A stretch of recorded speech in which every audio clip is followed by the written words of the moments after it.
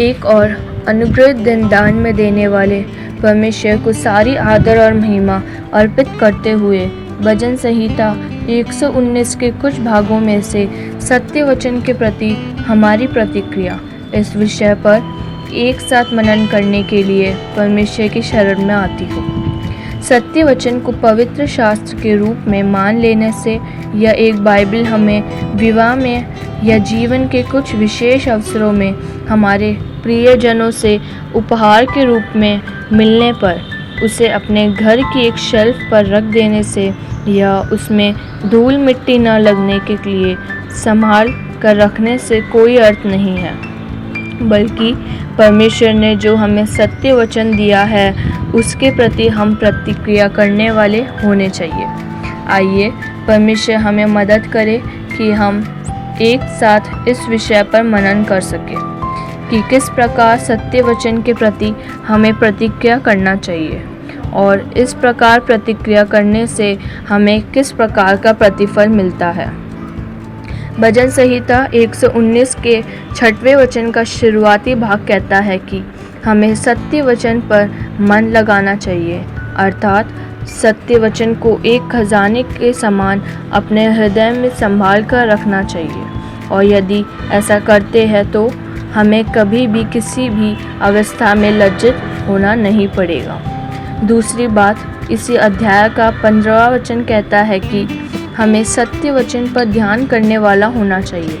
यदि सत्य वचन पर ध्यान करना हम अपने नित्य जीवन में एक दिनचर्या या आदत के समान जोड़ देते हैं, तो जिस प्रकार इसी अध्याय का 98 और 99 वचन कहता है, सत्य वचन हमें हमारी शत्रुओं से और हमारे शिक्षकों से अधिक बुद्धिमान बनाता है।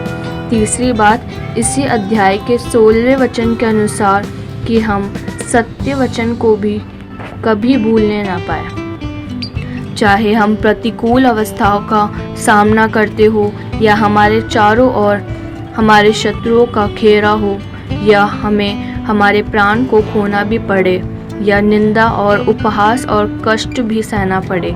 ऐसी अवस्थाएं क्यों ना हो, हम सत्य वचन को कभी भी भूलने वाले ना बने। भजन संहिता लिखने वाला भी इसी अध्याय के कुछ भागों के द्वारा यही कहता है कि वह सत्य वचन को नहीं भूलेगा। चौथी बात, इस अध्याय का 33वां वचन कहता है कि हमें सत्य वचन के अनुसार चलना है, जीवन के अंत तक चलना है, बिना डगमगाए चलना है।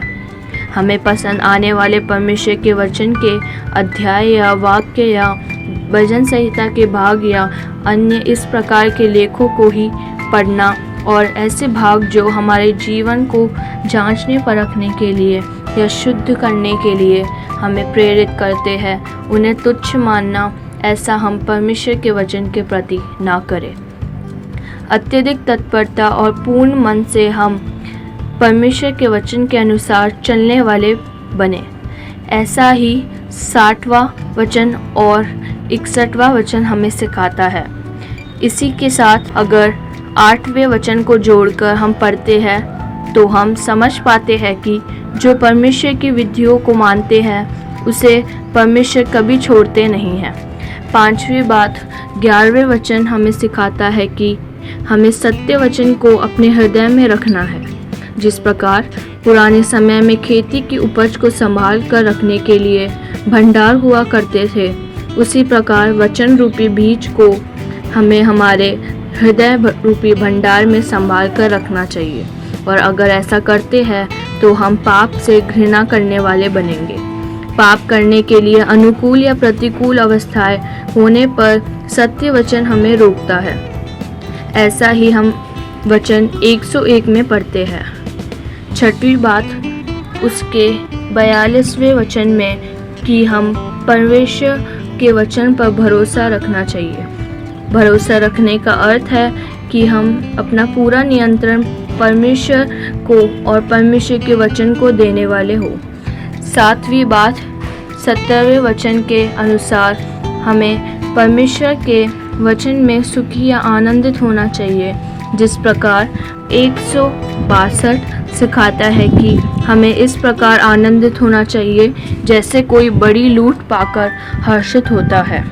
जब तकलीफ़ और परेशानियां हमें दबाती है तो परमेश्वर का सत्य वचन हमारी मदद करता है कि हम उनके बीच में स्थिर खड़े रहे, न कि उनमें टूटकर हार जाएं। वचन 117 सिखाता है कि हमें निरंतर सत्य वचन में आनंदित रहना है। परमेश्वर की संतान को इस संसार के अन्य सभी बातों से बढ़कर परमेश्वर के सत्य वचन में आनंदित होना चाहिए। इस अनुग्रहित दिन में सत्य वचन पर ध्यान करके, न भूल कर, उनके अनुसार चलकर, उन पर भरोसा करके उनमें आनंदित होने के लिए पिता परमेश्वर हमारे जीवनों में हमारी मदद करने पाए। परमेश्वर आप सभी को बहुतायत से अनुग्रहित करे। आप सभी का दिन शुभ हो।